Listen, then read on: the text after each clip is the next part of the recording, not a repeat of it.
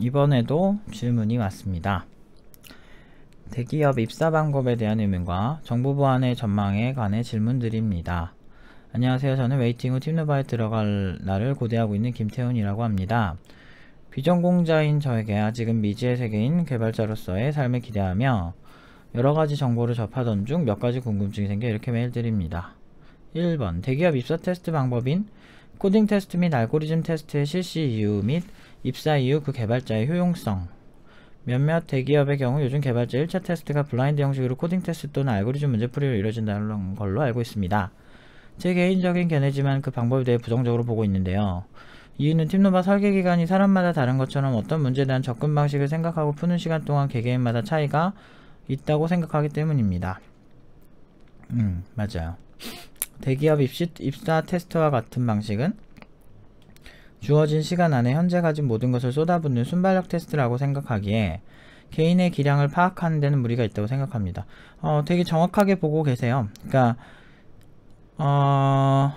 일단은 그 문제가 뻔하다는 거죠. 그러니까 보통은 이제 알고리즘 관련해서 이제 책들 나온 거 있잖아요. 그런 문제를 참고로 해서 내고 그냥 본인들끼리 짜고 치는 고스톱 같은 것 같아요. 그러니까 우리가 주입식으로 어떤 문제를 이렇게 시험 문제 같은 거 막 열심히 공부해서 시험은 잘 볼 수 있으나 실제로 그걸 사용하는 거에 약한 것처럼 보통은 딱 비슷한 거죠. 그러니까 알고리즘도 사실은 진짜 실무에서 사용하는 알고리즘이랑 문제풀이용으로 나오는 알고리즘이랑 좀 차이가 좀 있어요.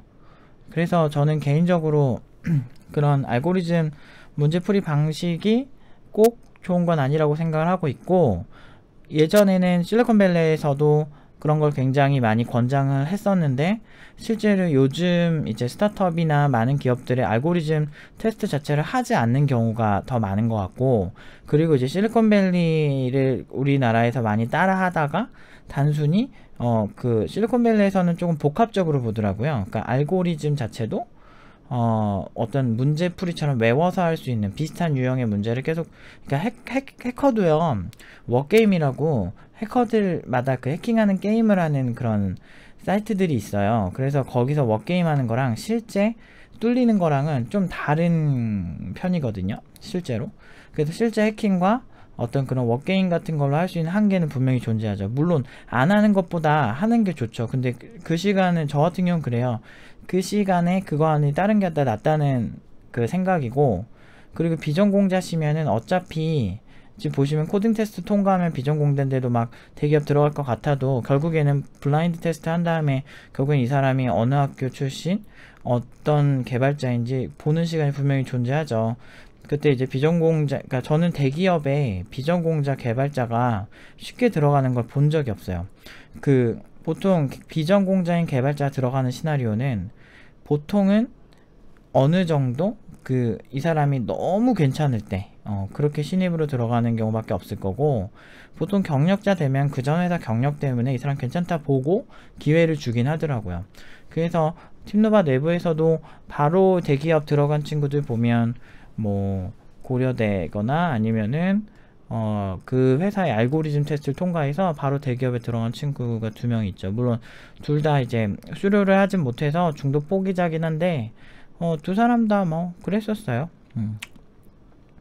대기업 들어가려면 보통 인서울 전공자가 많이 유리하고 아니면 지방대래도 전공자가 많이 유리해요. 그리고 코딩 테스트 그 문제 자체를 풀이하고 그런 걸로 이제 기업 들어갈 때는 한계가 분명히 존재해요. 어디서 존재하느냐? 실무에서 분명히 문제가 생겨요. 대기업 들어가면 다 잘할 것 같고 막 그렇게 보여도 결국에는 대기업 가서도 그렇게 열심히 뽑아놓고 코딩 하지 않는 일을 하는 경우도 많고요. 분명히 한계가 있죠. 시험 그러니까 우리가 그거잖아요. 우리가 한국어 시험이 있어. 근데 그 문제를 열심히 풀었어요. 그러니까 예를 들어 토익을 열심히 풀어서 잘 봤어. 그럼 영어 잘하나요? 저는 그 부분에 있어서도 사실 문제가 많다고 봐요. 그러니까 주입식으로 그 문제를 풀이해내는 게 분명히 한계가 있다는 거죠. 그래서 오히려 외국인들이 토익을 풀어보고 문제가 왜 이래? 이렇게 말하는 경우도 굉장히 많아요. 그러니까 결국에는 그거는 그 테스트를 위한 내가 테스트를 위한 공부는 항상 한계가 있고 그 공부는 실무와는 거리가 항상 있죠. 그렇기 때문에 저는 별로 이렇게 대기업의 입사 테스트 부분에서도 지금 다시 질문이 주어지는 시점인 것 같아요. 해커를 평가할 때 워게임으로 워게임 점수로 이렇게 평가하지 않듯이 코딩도요, 단순히 코딩 그 시험 뻔한 거 그거 알고리즘 그거 짜가지고 그런 걸로 하면은 그것만 한 친구들이 유리해지죠.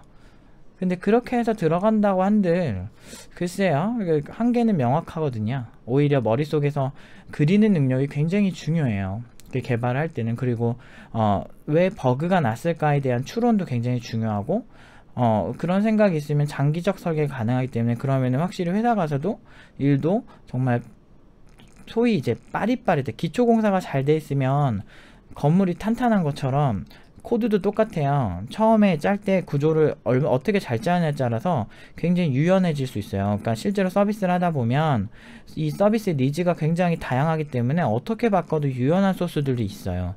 근데 그런 거 굉장히 생각이 많아야 되거든요. 그리고 실제로 제가 대기업 쪽 프로젝트를 많이 하면서 느낀 건, 생각보다 저렇게 체계적으로 뽑아 놓고서 그렇게 고퀄이 아닌 경우가 진짜 많습니다. 답이 없는 경우 많고, 그리고 저한테 상담 오는 많은 대기업에서 지금 이렇게 똑같이 이제 개발자로 들어가셔서 한계를 느끼신 분들이 많이 상담을 오는 경우가 꽤 있어요. 대기업 다니는 사람 꽤 많이 와요.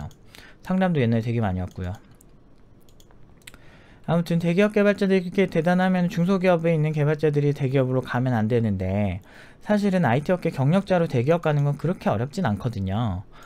그래서 저는 개인적으로 비전공자시면 차라리 그 사람의 프로세스 자체를 직접 봐주고 그러면서 고연봉을 받는 걸 추천하고요. 그리고 웨이팅 하셨으니까 팀원이라 생각하고 얘기하자면, 보통은 저는 중소기업에 가서 진짜 양질의 일을 하는 거를 더 추천을 해요.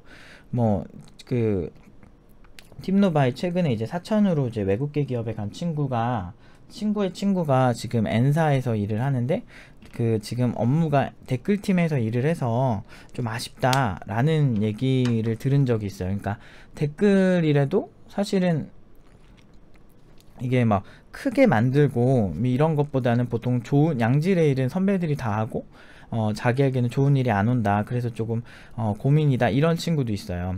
그러니까 그런 친구도 있었고, 대기업에 간다고 다 양질의 일만 하는 게 아닙니다. 그래서 분명히 한계가 존재한다는 거죠. 근데 처음부터 잘해야 돼요. 그럴 거면 엄청 잘하고 대기업에 들어갔을 때 역량을 발휘할 수 있는데, 저는 개인적으로 코딩 테스트만 하는 건 굉장히 반대해요. 그리고 굉장히 의미가 와전된 건데, 페이스북이나 구글이나 코딩 테스트만으로 사람을 판단하진 않아요.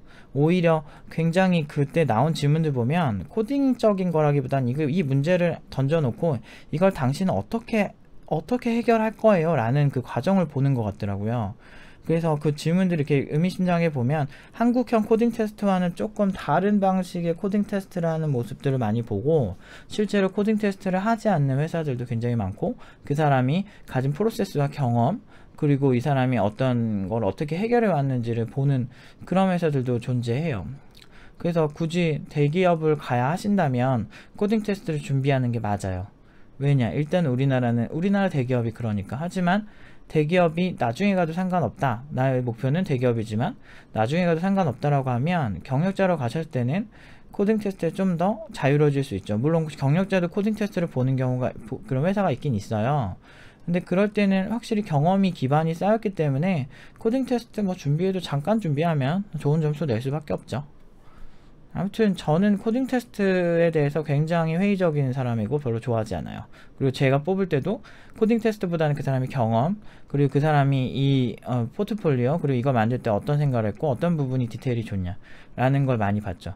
저희 팀노바 친구들도 보면 지금 이제 최근에 이제 또 구직 소식 알릴 거예요. 왜냐면 이번 주에도 애들이 엄청 오퍼를 많이 받았거든요. 그리고 연봉도 낮지도 않지만, 아무튼 조만간 한 6명, 7명 취업한 거 소식 전달을 할 것 같아요. 지금 그 친구들과 얘기하고 왔는데, 한 명은 지금 내일이나 내일 모레 중에 결과가 한 명이 나올 것 같고, 이 친구들에 대한 평가, 코딩 테스트를 굳이 준비해 본 적이 없기 때문에 코딩 테스트에 대한 점수는 그렇게 막 좋진 않은데 그 회사에서 오퍼를 줘요.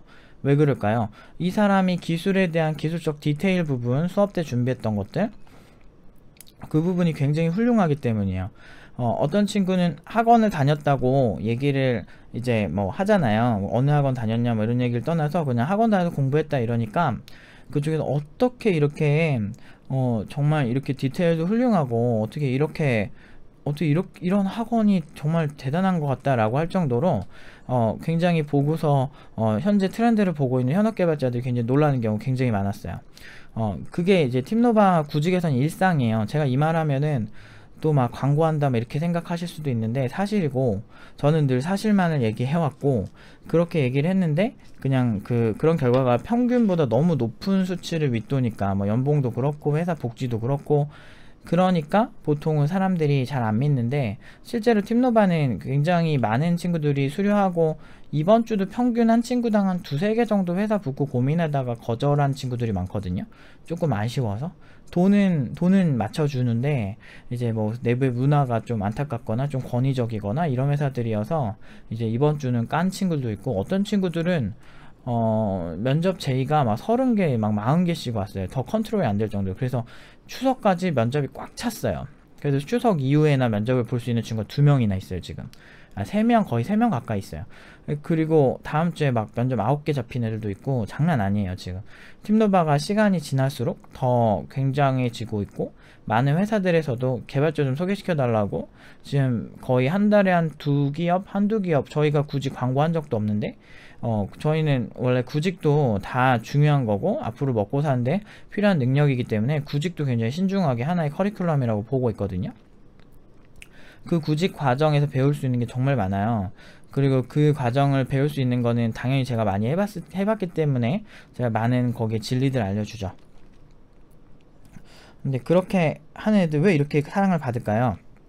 네, 그 사람이 가진 프로세스와 그걸 보면 실무에서 어떻게 이렇게 보이니까 현업 개발자들이 좋아하는 거예요. 단순히 코딩 테스트만으로 사람을 평가하는 회사는 팀노바 스타일과 안 맞는 거죠. 그래서 지금 태훈님이랑 어떻게 보면 팀노바 생각하는 게 비슷할 수 있어요. 그러니까 문제 풀이를 그러니까 그래도 안 하는 것보단 하는 게 훨씬 낫겠죠. 하지만 그때 차라리 딴 걸 하라 이거예요. 그렇다고 해서 실무 토익에서 나온 문장이 지금 일상에서 바로 나올까요? 토익 공부만 한 사람이 의외로 영어를 못하는 경우도 상당히 많잖아요. 토익은 제가 봤을 때는 문제를 꼬아놓은 것처럼 보였어요. 오히려 그것보다 좀 더 일상적이고 좀 더 어떻게 보면 그냥 자유롭게 공부를 할 수 있는 환경을 만드는 게 훨씬 중요한 것 같은데, 그건 결국에는 점수를 내기 위한 하나의 방편이 아닐까. 근데 그런 건 항상 부작용이 있습니다. 우리 뭐 지금 학창 시절에 공부 열심히 했잖아요. 대부분의 친구들 열심히 했을 텐데, 수능 보고 나서 수능 이후에 썼던 지식들이 기억이 나는 게 되게 제한적이에요. 다시 공부를 해야 되는 게 많죠. 그러니까 그거 자체가 문제라는 거죠. 그렇게 3년 열심히 거의 9년 가까이, 9년이 뭐니 한 12년 가까이 우리가 초등학생 때부터 공부를 하는데, 그때 배운 지식 중에 남아있는 지식은 굉장히 제한적이라는 게 문제죠. 이게 주입식 교육의 가장 큰 문제예요. 그래서 코딩 같은 경우도 이런 측면에서 굉장히 코딩을 주입식으로 배우면 문제라고 생각하는 거죠. 그 문제를 단순히 푼다고 해서 꼭 사고가 발전하는 건 아니에요. 그리고 이미 코딩을 한다, 또는 이걸 어떻게 설계해서 어떻게 해결할 것이다가 이미 알고리즘이기 때문에 자기가 어떤 문제를 두고서 어떻게 풀어내느냐가 핵심인 거죠. 그래서 구글 같은 면접 방식이나 페이스북 같은 면접 방식이 훨씬 흥미로운 건 사실인 것 같아요. 굉장히 추상적인 질문을 두고 그걸 어떻게 해결하는가를 보더라고요. 뭐 물론 걔네들도 코딩 테스트는 하지만 그 코딩 테스트를 바라보는 본질이 좀 다른 것 같아요. 그러니까 그리고 그 사람한테 설명하게 시키는 것도 굉장히 흥미롭고요. 보통은 이제 문제 풀고 정답이 딱 정해져 있고, 한국에서 하는 코딩 테스트들은 정답이 딱 정해져 있고 그 사람과 미팅을 통해서 이걸 해석하게 하는 걸 듣진 않고, 그냥 보통 그냥 이게 정답이야, 이건 뭐가 있어야 돼, 이렇게 하는 것 같아요.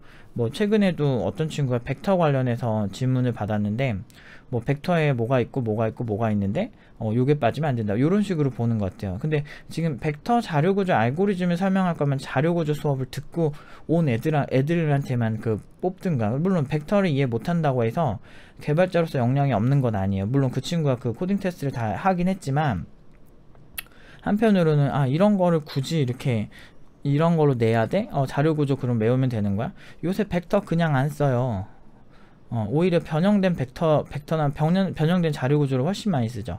실제로 사용하는 자료구조는 일반적인 자료구조에서 한 번 더 발전한 형태로 쓰거든요.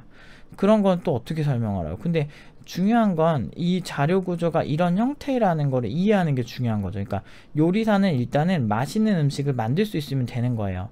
일단은 그래요. 맛있는 음식을 만들고 고객들이 그걸 먹었을 때 좋으면 되는 거예요. 그 다음에 시간 여유가 있을 때 식재료에 대한 이해가 있으면 더 좋겠죠. 그리고 더 시간이 있으면, 더 발전하면 식재료 직접 키워보기도 하고. 근데 그렇게 하기에는 식재료가 너무 많다는 거죠. 그렇기 때문에 선택과 집중이 필요한 거예요. 너무 많아요. 개발업계가 너무 넓고. 그래서 제가 이제 팀노바 하는 친구들한테 가장 중요하게 생각하는 게, 일단 첫 번째 트렌드 자체를 굉장히 잘 알아야 된다. 왜냐면 먹고 사는 문제에 있어서 특히나 개발 트렌드는 습관이 안 되면 더 그 어떤 연마를 하지 않는 어떤 그런 것 중 하나예요. 그거를 계속 주시하고 있어야 되고, 항상 코딩을 할 때도 설계를 굉장히 중요하게 생각해라. 어떻게 짤 것인가. 결국엔 설계 자체가 알고리즘의 하나거든요. 근데 보통 알고리즘 문제나 아니면 코딩 테스트를 보면 너무 뻔한 문제들, 그리고 잘 일어나기 힘든 문제를 위한 문제가 더 많은 것 같아요. 근데 보통은 그런 측면의 문제보다는 제 생각에는 오히려 실제 실무에서 코드를 어떻게 짜나갔는가, 그때 어떤 갈등이 있었고 그 갈등을 어떻게 극복했는가의 부분에서 충분히 검증할 수 있는 부분이에요. 실제로 저는 그렇게 뽑았었고, 그때 뽑은 친구들 지금 뭐 100억 투자 받은 애도 있고, 뭐 그대로 정말 뭐 대단한 애들 많아요. 정말 그렇게 어차피 잘하는 애들은 뻔하거든요. 그 얘기해보면 뻔히 알거든. 그 정도 그 가려낼 그 머리가 없는 그런 회사면은 그 회사가 저는 부족하다고 생각을 해요. 그래서 저는 제가 코딩 테스트 솔직히 하면 못하겠습니까? 여기 애들 코딩 존나 잘하는데. 그거 준비시키면 금방 해요. 그리고 문제 몇 개 만들고 책에 있는 문제 풀라고 하면 팀노바 애들 진짜 잘해요. 진짜 잘하는데 문제는 그걸 중요하게 생각을 하지 않죠, 일부러. 왜냐면 그거 문제만 계속 풀어 제낀 애들은 그 문제에만 강해요. 실제 실무에서 그런 애들이랑 같이 일해보면 한계가 있는 친구들이 꽤 많아요. 그러니까 이게 문제를 위한 문제풀이 머신이 되면 안 돼요. 좀 그래서 이 의견에 대해서 많이 동조하는 편입니다. 순발력 테스트도 맞아요. 왜냐면 사람마다, 저 같은 경우는 코드를 바로 짜는 스타일이 아니에요. 저는 뭐 할 때마다 한 이틀이나 좀 느긋한 편이거든요. 그렇게 한 다음에 뭔가를 짜내려 가는데, 그래도 그렇게 해서 짜내려 간 건요, 저 유지보수에서 문제 생긴 적 거의 없거든요. 제가 그 설계한 구조 가지고 생각하는 시간을 오래 가져서 약간 제갈량 같은 그런 사람들 보면은 그 삼국지에 나오는 뭐 가상의 인물이겠지만 굉장히 생각을 오래 하는 타입들이에요. 게으르고. 제가 좀 그런 타입에 가까워서 개발하기 전에는 영감을 받는 시간, 혼자 고민하는 시간 굉장히 중요하게 생각해요. 저는 그게 알고리즘이라고 생각해요. 알고리즘, 이 문제를 어떻게 해결할 것인가에 대한 본질. 그래서 결국에는 설계가 좀 어느 정도 구조적으로 유연하고 탄탄해야 되는 게, 결국엔 이 서비스가, 그래서 저는 기획자나 사장이나 뭐 디자이너들이랑 얘기를 굉장히 많이 하는 편이에요, 초반에. 그래서 얘기를 해서 이게 장기적으로 가야 될 프로젝트냐 아니면 단기적인 프로젝트냐부터 해서 이게 어떤 방식으로 진행되기를 이렇게 생각하느냐, 그래서 좀 많은 얘기를 나누고 거기에 맞는 설계를 하려고 노력을 굉장히 많이 해요. 그리고 개발자로서 경험적으로 이건 이렇게 설계하는 게 좋다, 나쁘다, 그러니까 정해진 구조를 잡는 게 되게 많다는 거죠. 알고리즘도 마찬가지고. 저는 사실 알고리즘이, 이 문제를 풀어야 알고리즘이고 이걸 해야 알고리즘을 전혀 생각하지 않아요. 그렇게 해도 무리 없이 일 다 해왔고 고난이도 일도 많이 했습니다. 전혀 문제 없어요. 팀노바 친구들도 딱 그런 관점보다, 물론 이제 코딩 테스트 통과하고 막 그러고 막 취업한 친구들도 꽤 많은데, 근데 그게 이제 필수는 아니라는 거죠. 그냥 개발자가 그냥 뭐 하다 보니까 뭐 문제를 외운 게 아니고 그냥 문제 있으니 그냥 풀어본 거죠. 근데 좀 손 느리고 이런 애들은 좀 문제가 생길 수는 있죠. 근데 아무튼 되게 좋은 생각을 가지신 것 같고, 저랑 공감대 있으신 것 같고요. 저는 개발자를 하나도 모르기 때문에 수능과 토익같이 한정되어 있는 시험을 똑같이 토익 얘기를 했네. 시험을 공부해서 느꼈던 걸 토대로 저런 생각을 하게 되었는데, 실제로 현업 개발자이신 노프 팀장님께서 이런 테스트 방식 기획을 아실 거라 생각해요. 이렇게 질문을 드렸습니다. 위에 구구절 늘어놓지만 핵심만 요약하자면 대기업 테스트 방식의 견해가 궁금합니다. 쟤네들이 왜 저러냐면 실리콘밸리 영향을 많이 받았어요. 근데 이제 도입은 하는데 그 도입하는 방식이나 그 회사마다 디테일이 너무 다른 거죠. 사실은 코딩 자체를 엄청나게 잘하는 게 아니더라도 이 사람이 가진 게 굉장히 흥미롭고 뛰어나면 뽑는 구조가 실리콘밸리 스타일이라고 전 보는데, 뭔가 우리나라는 이렇게 문제풀이가 돼버린 것 같아요. 그래서 저는 그다지 환영하는 방식은 아니고, 그리고 실제로 모든 대기업에서 코딩 테스트를 그렇게 보는 것 같지는 않은데, 보편적으로 이제 자기네들이 좀 우리 회사 좀 대기업이야, 우리 회사 좀 괜찮아 하는 회사들은 그 코딩 테스트를 많이 보는 경향이 있는 것 같아요. 돈 많이 주는 큰 기업들. 근데 걔들도 그럴 수밖에 없는 게, 일단 시스템화 한 거죠. 어느 정도 그 조직이 커지면 일일이 이제 한 사람 한 사람 신경 쓰기 힘들잖아요. 그러니까 그 사람의 일일이 미팅하고 막 이런 게 별로 없고, 그리고 이거예요. 일단 꼬우면 하지마 이거예요. 그러니까 걔네들 입장에서 어차피 우리 돈 많이 주니까 니네가 맞춰 이거야. 진짜 대부분의 이제 신입들은 맞추죠. 근데 실제로 실무 시켜보면 그런 애들이 코딩에만 강하고 어떤 그 문제풀이나 어떤 작은 거에만 강하고, 실제로 큰 세계관으로 크게 설계하는 거는 되게 약한 경우를 많이 봤어요. 그래서 그런 걸 누가 쉴드를 쳐주냐, 실제로 실무 경험이 탄탄한 어떤 경력자들이 주로 쉴드를 치죠. 경력자들은 결국엔 코딩 테스트로 들어가든 어떻게 들어가든 실무에서 실무 능력을 결국엔 많이 키우게 되거든요. 그러다 보면 그 경력자 빨로 그걸 하는 것이 신입인데 그런 거 소화하는 경우 별로 없어요. 근데 팀노바 친구들의 장점은 뭐냐면 그런 거에는 조금 약할 수는 있어요. 물론 제가 작정하고 시키면 얼마든지 한두 달 안에 그거 되게 잘하는 애들 만드는 건 일도 아니에요. 일도 아니에요. 진짜 너무 쉬워요. 근데 문제는 그런 친구들이 가서 장점이 뭐냐면 이제 프로세스가 워낙 좋기 때문에 문제를 어떻게 풀어야 하는지에 대한 깊이가 있기 때문에 실제로 스타트업 가서 개발자 하나도 없는 회사에 가서 잘 소화하는 친구들이 꽤 돼요. 제가 그래서 그런 친구들을 많이 보면서 역시 내 교육이 옳았어 라고 생각을 하고, 실제로 CTO 역할을 하는 친구들이 꽤 많고 실제로 일을 잘합니다. 잘하고 연봉도 높고요. 왜냐면 팀노바에서는 스타트업에 굉장히 많이 가거든요. 근데 그냥 가더라도 높은 연봉을 받고 갑니다. 그러니까 같은 스타트업 다른 느낌. 스타트업은 보통 연봉 짜고 막 구릴 것 같잖아요. 근데 안 그래요. 우리는 제시한 연봉을 주지 않으면 가지 않아요. 그만큼 받을 만큼 스킬도 높고요. 그리고 일단 그쪽에서 더 이미 딴 데도 좋아하시겠네요. 뭐 이렇게 얘기 많이 하니까. 대기업이 저런 방식을 하는 거는 대기업이 한다고 해도 꼭 옳다고 생각하시면 안 돼요. 실제로 우리나라는 오리지널리티에 굉장히 약하기 때문에 자체적인 방식보다는 보통 해외 벤치마킹이 되게 많아요. 근데 해외에서 저런 코딩 테스트를 하는 일부 회사들을 보고 선택을 하는 것 같은데 꼭 그러지도 않아요. 경력자 들어갈 때 그냥 막 뽑을 때도 많았어요. 옛날에 뭐 갤럭시 뭐 원투 할 때도 뭐 저런 거 거의 없었어요. 그냥 막 들어갔어요. 경력자면. 유난히 신입한테 가혹해요. 뭔가 검증 안 된 막 그런 느낌이 있는 것 같아. 대기업은 자기 하기 따름해서 막 가요. 그냥. 물론 대기업도 대기업에서 경력자들이 그냥 막 간다고요. 그러니까 경력자들이 그런 경우도 있어요. 경력자들이 가끔 이제 코딩 테스트 하는 회사 같은 데 있는데, 경력자들도 그 회사가 진짜 조건이 좋지 않은 이상 코딩 테스트 안 보죠. 그리고 저처럼 경력이 막 10년이 넘잖아요. 그러면은 뭐라고요? 이러면서 그냥 안 가죠. 미쳤다는 거 아니? 그런 걸 막 일일이 막 보고 가는 경우 별로 없는 것 같은데? 경력자가 될수록 코딩 테스트랑 멀어진다는 건 실무랑은 좀 거리가 있다라고 보는 거죠. 약간 신입한테 약간 가혹한 것 같아요. 특히나 비전공자시면은 태훈님은 더 될 확률이 높습니다.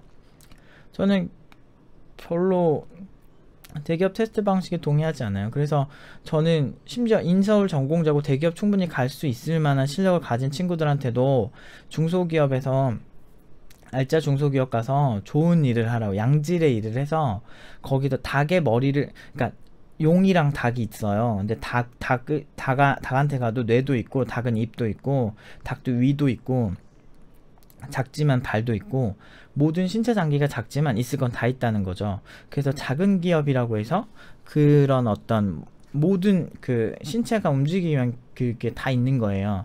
근데 처음부터 대기업을 들어가면 단점이 뭐냐면 용의 비늘처럼, 그러니까 운 좋으면은 용의 뇌로 갈 수 있겠죠. 그런 팀에 속하면 정말 운이 좋은 거지만 그건 복불복이라는 거죠. 조직이 너무 크니까 어떤 때는 용의 발톱대가 될 수도 있는 거고 어떤 때는 용의 비늘일 수도 있어요. 그러니까 구성원으로서 아주 작은 것만 보니까 세계관이 좀 좁아질 수 있다는 단점이 있다. 그래서 대기업을 잘 들어가면은 돈도 많이 받고 좋은 일을 하겠지만 그런 사람들은 굉장히 소수라는 거죠. 그래서 저는 대기업의 모든 테스트 방식이나 이런 거에 그닥 별로 공감하지 않아요. 아마 저는 제 생각에는 장기적으로는 좀 더 이제 좀 다양하게 여러 가지 방면에서 보는 방식을 차용하지 않을까 싶어요. 그리고 코딩 잘하는 애들 얘기해보면 안 되니까요. 왜 저렇게 하는지 잘 모르겠어요. 그냥 심지어 우리 옛날에 1km 팀에서 할 때도 그렇고 코딩 테스트를 봤었나? 근데 뭐 말도 안 되는 테스트 같은 거, 그러니까 보는 회사도 봐서 저한테도 코딩 테스트 하라고 이렇게 뭐 주는데 너무 쉬운 거야, 문제가. 그래가지고 막 그거 보면서 애초에 그쪽에서도 머쓱했는지 그냥 쓱 집어넣더라고요. 그런 경우 있었어요. 근데 이 정도 하는 애가 이거 못하겠어 이런 느낌으로 봐요, 경력자들은. 이미 근데 그냥 잘하는 애들은 보면 안 되니까요.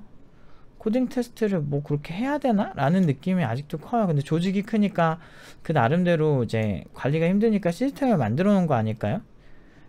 저는 잘 모르겠어요. 해석하고 싶지도 않고요. 자, 그 다음에 2번 정보보안 전문가 현재와 미래. 제가 처음 IT 업계에 관심을 가지게 된 계기는 해킹에 대한 관심이었습니다. 제가 팀노바에 가는 이유도 뛰어난 개발 실력 기반으로 유능한 화이트 해커를 목표로 하기 때문입니다. 하지만 요즘 구비지원 학원을 보면서 정보보안 화이트 해커가 뭐냐면 그냥 착한 해커? 근데 뭐 아다르고 어다른 거라 나쁜 짓 하면 나쁜 해커. 보안 전문가, 화이트 해커를 보안 전문가로 많이 표현을 하죠. 하지만 요즘 구비지원 학원을 보면서 정보보안 전문가를 양성하는 곳이 많은데 많은 구비지원 학원이 정보보안 전문가 양성에 대해 뛰어드는 것을 보면서 조금은 의심이 가는 부분이 있습니다. 노프 팀장님께서 보시는 정보보안 전문가의 현재와 미래에 대한 견해 또한 궁금합니다. 글쎄요, 그냥 정보보안 전문가가 너무 범주가 너무 커요. 그러니까 보안 회사에서 코딩해도 정보보안 전문가라고 할 수 있죠. 보안 제품을 만드니까. 근데 그거 내부 핵심에서 설계하는 사람과 제가 보안 회사에서 병특을 했었잖아요. 핵심을 설계하는 사람이랑 좀 개발적 관점으로 보안이 있고 그리고 제품마다 너무 다를 수도 있고 막 그래서 근데 확실한 건 글쎄요, 국비 수준에서 아까 이거는 문제 있다고 봐요. 그러니까 개발이 기반이 되지 않은 보안 전문가는 분명히 망합니다. 걔네들은 항상 답이 없어요. 왜냐, 나는 보안 회사 다녀봤거든.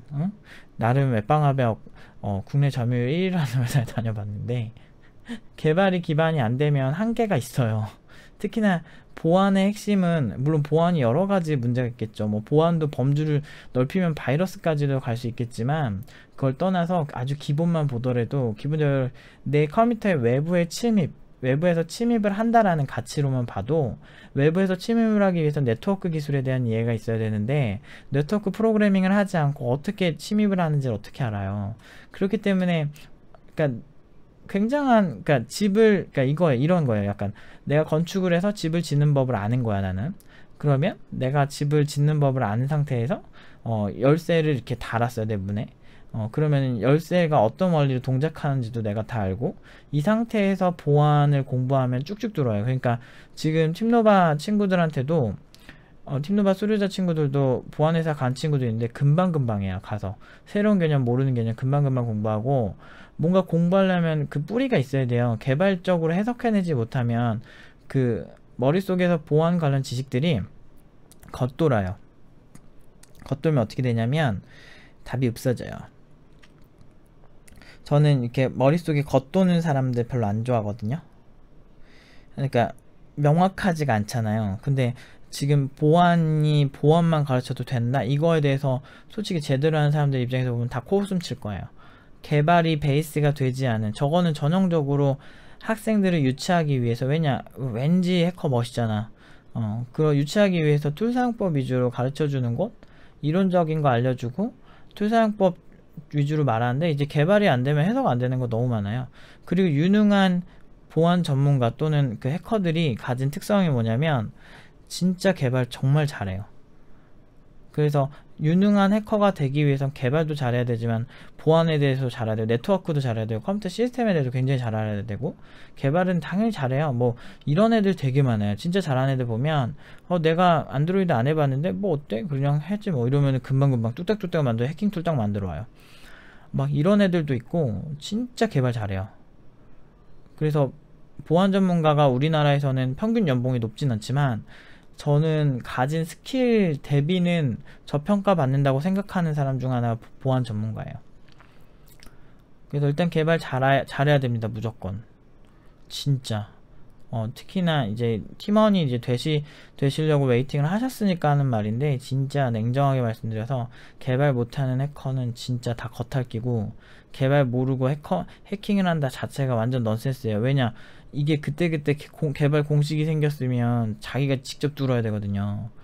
근데 그 뚫을 때 일부는 자기가 툴을 만들어 쓰거나 아니면 공격 툴을 뭐 룰을 만들어야 되는데 그거 어떻게 만들 건데? 왜 개발 못한다는 건 상상이 안 돼. 진짜 잘하는 그 보안 전문가라면 다 존나 잘해요.